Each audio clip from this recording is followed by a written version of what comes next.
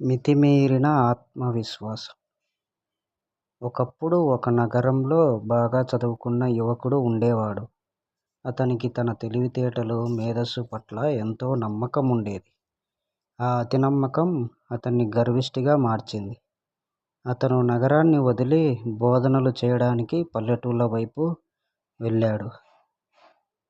అలా వెళ్ళగానే అతనికి కష్టాలు మొదలయ్యాయి. అతనికి తారసపడిన వాళ్ళందరూ తామే మేధావులమని అనుకునేవాళ్ళు. వాళ్ళకి బోధించాలంటే ఇతనే వారికంటే తెలివైన వాడని నిరూపించవలసి వచ్చేది. అలా వెళుతూ వెళుతూ ఒక పల్లెకు చేరుకున్నాడు.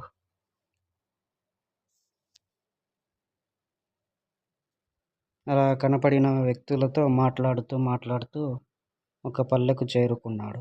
ఆ పల్లెలో ఒక రైతు కనిపించాడు. ఈ యువకుడి పేరు రాము. ఆ రైతు పేరు సోము. రాము సోముని కలిసి ఇలా మాట్లాడుతూ ఈ విధంగా అంటున్నాడు. రాము సోముతో ఈ విధంగా మాట్లాడుతూ చెప్పాడు.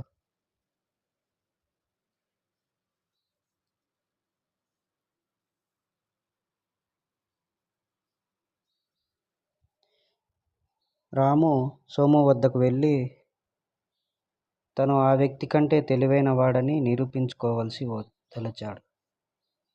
తన ప్రశ్నకు సోము జవాబు చెప్పలేకపోతే తనకు నాణేలు ఇవ్వాలని రాము షరతు విధించాడు. రాము ఆ వ్యక్తిని ఇది చాలా సులభంగా గెలుచుకోగల ప్రశ్న అంటూ ఊరించాడు. ఊరంతా ఆ క్విజ్ను చూసేందుకు పోగయ్యారు. చదువుకున్న రాము ఇలా మొదటి ప్రశ్న అడిగాడు. ఇంగ్లాండ్ రాజధాని ఏది అని సోముని అడిగాడు.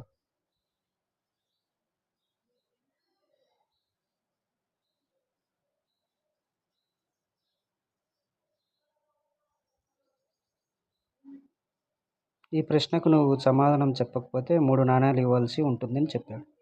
సోము నాకు తెలియదు, నేను నీకు 3 నాణేలు ఇస్తాను అని చెప్పాడు. రాము లండన్ అని సమాధానం చెప్పాడు. రాముని ప్రజలంతా మెచ్చుకున్నారు. సోము ఇచ్చిన 3 నాణేలు జేబులో వేసుకున్నాడు. ఇంకొక ప్రశ్న అడిగాడు. వేగంగా తిరుగుతుంది కానీ అది తిరిగినట్లు అసలు అనిపించదు, ఏంటది అని రెండో ప్రశ్న అడిగాడు. నాకు తెలీదు, నీకు 3 నాణేలు ఇచ్చేస్తాను అన్నాడు సోము.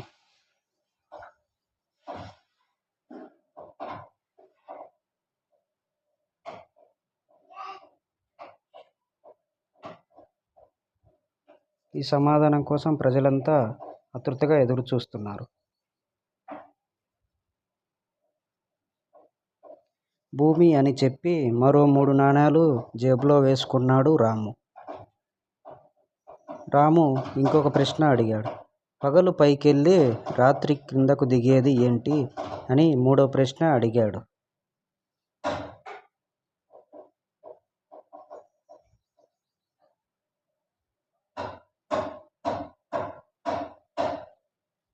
నాకు తెలీదు, నీకు మరో 3 నాణేలు ఇస్తాను అన్నాడు సోము.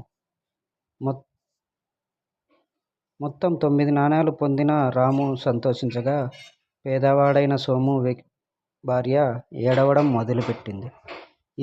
ఇప్పుడు సోము వంతు వచ్చింది. అతను రామును అడిగిన ప్రశ్న ఇలా అడిగాడు.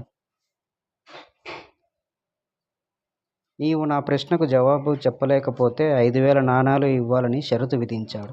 దానికి సంతోషంగా సరేనన్నాడు రాము. ఇప్పుడు సోము ఉదయం 2 కాళ్ళతో మధ్యాహ్నం 4 కాళ్ళతో నడిచేది ఏని అని అడిగాడు.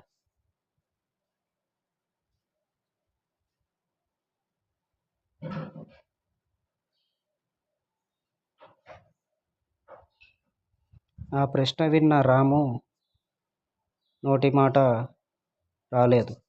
జుట్టు గొక్కోవడం మొదలుపెట్టాడు. ప్రజలంతా నిశ్శబ్దంగా ఉండిపోయారు. ఆ రాము తన వద్దనున్న 5,000 నాణేలు సోముకు ఇవ్వక తప్పలేదు. కుతూహలం పట్టలేక రాము ఈ విధంగా అడిగాడు. ఉదయం 2, మధ్యాహ్నం 4, సాయంత్రం 6 కాళ్ళతో నడిచేది ఏంటి అని తిరిగి సోముని అడిగాడు.